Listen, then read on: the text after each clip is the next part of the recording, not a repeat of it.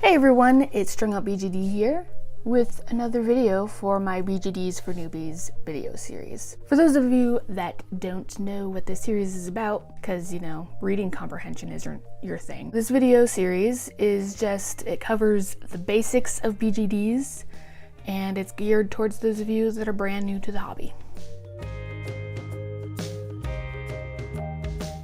Today we'll be covering all the doll size things.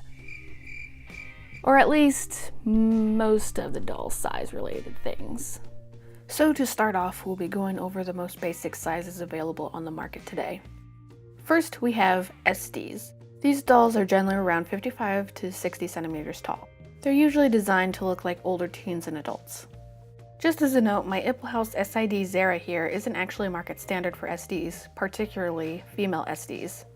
The average SD girl actually falls closer to the 55 centimeter range in height, whereas SID women are a little taller than 60 centimeters, and SD girls are usually much slimmer than the girl I currently have. Next we have the MSDs. The standard MSD is designed to look like a child, usually about 5 to 7 years old or so. They're usually around 40 to 45 centimeters tall. Lastly, we have the YoSD. The standard in this size is for them to be designed to look like toddlers. They're usually around 25 centimeters tall. Now you may be wondering where the heck we even got these names like SD and MSD and so on. Well, the funny thing is these are actually the initials for doll lines from the company Volks. SD stands for Super Dolphy, MSD is Mini Super Dolphy, and YoSD is Yo Super Dolphy, Yo meaning infant in Japanese. Volks is pretty well known for really jump-starting the BJD market as we know it today. So the names they used for their own doll lines ended up being picked up by the community to categorize dolls from all over the BJD scene. It's pretty much like how someone might ask for a Kleenex despite there not being any of that brand of tissue around. BJD hobbyists have also been known to use scale fractions to use as umbrella terms for the differing doll sizes. SDs and larger dolls are generally known as 1/3, MSDs 1/4, and YoSDs 1/6. You also have 1/2 and 1/12 dolls, but for the sake of simplicity, we won't be getting into those doll sizes in this video. You also have dolls that fit in between these sizes, but how they're styled and what scale of doll they fit in with best will really be the deciding factor on how they'll be categorized.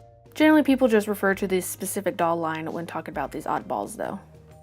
At the end of the day though, these terms really are only particularly useful when looking into how tall a doll is. The BJD market is absolutely bursting with a wide variety of different dolls with varying proportions and body types. So using these terms for, say, clothes shopping is only particularly useful if your doll fits in the standard of its size.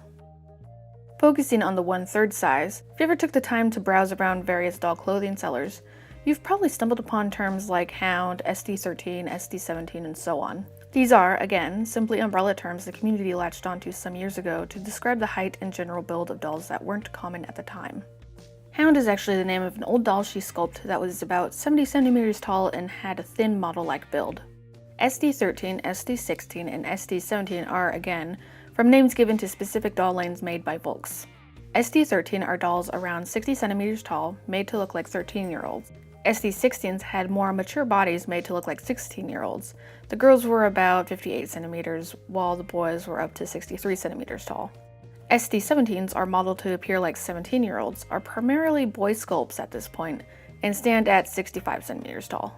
In the case of my Ippelhaus dolls, they'd probably fall in the range with SD16 and SD17, though this doesn't necessarily mean that they'd fit in clothes specifically made for those Volks lines. In fact, my YAD Justin fits best waist-wise in pants made for 70 centimeter tall boys, though the pant legs are always too long. As far as what a standard SD size would be, a mix of SD10s and 13s measurements would be it, in my opinion.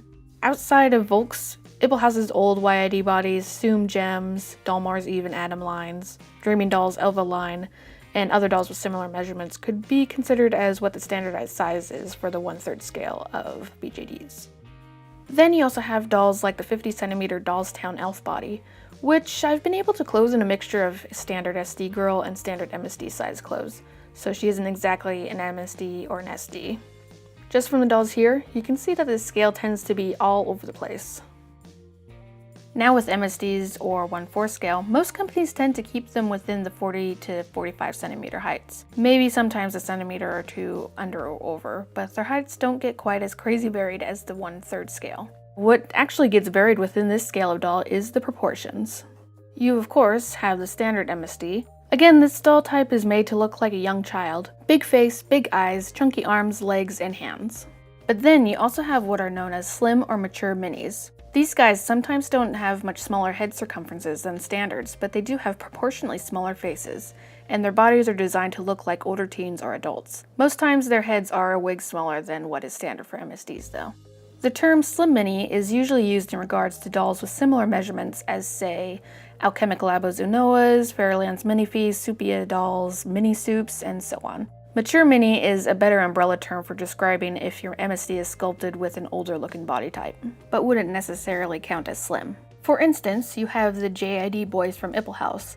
Not only are they on the taller side compared to standard and even most slim minis, but they're also much bigger circumference-wise than standard minis. However, with how they're sculpted, they don't look much like young children, and I've seen a fair few that the owners have customized to pass well for adult characters.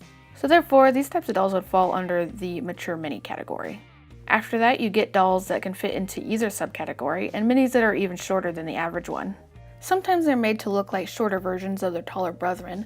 Other times they may be designed to look like little kids that can be matched up to a mature mini. You even have fashion minis, like Ippelhaus's FIDs, Fairyland's Chic line, Dolce's Fashion BJD, and so on. These are dolls with heads that are even smaller than slim minis and are made to fit in best with fashion dolls. Safe to say, if you plan to make couples or a group of friends in this size, you'll have to pay attention to the proportions they're made in. As you can see, not all dolls in this size will look good matched up together.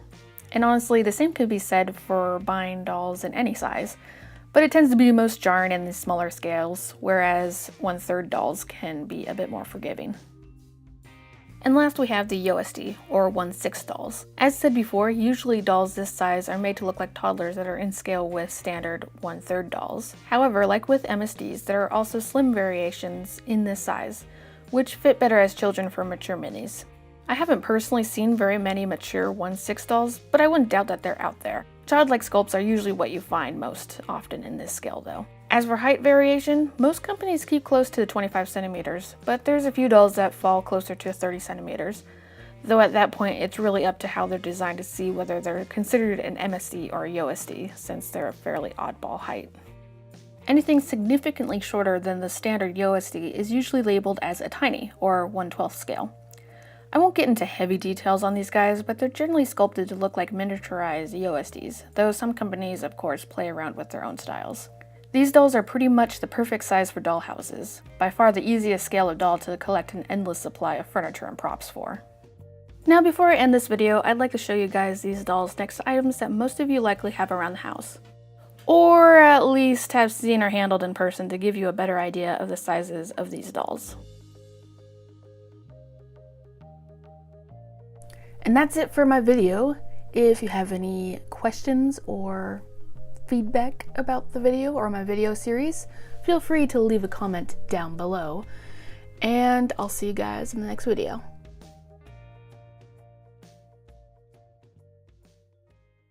New video for my BJD for newbies. It's doll clothing sellers. Why? And to give you a better idea of the sizes of